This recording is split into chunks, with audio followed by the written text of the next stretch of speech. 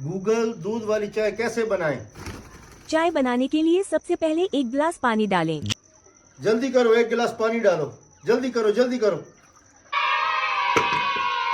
और उसके बाद एक गिलास दूध डालो। 1 कप दूध डालो। और उसके बाद 2 चम्मच चीनी जल्दी डालो। करो, 2 चम्मच चीनी डालो। जल्दी करो, जल्दी करो। और फिर 1 चम्मच पत्ती डालो। जल्दी करो, 1 चम्मच पत्ती डालो। पत्ती डालो 1 चम्मच। अब 10 मिनट बाद आपकी चाय तैयार हो जाएगी। सुन लिया ना? अब 10 मिनट बाद तैयार हो जाएगी चाय। तूने सब कुछ डाल दिया है ना? जी जी के। अबे कम वक्त, पत्ती तो पूरी डाल।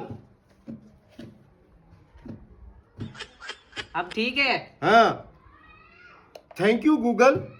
आप न होती तो हमसे चाय नहीं बनना थी। देखा है, गूगल न होती तो हमसे चाय नहीं थी बननी।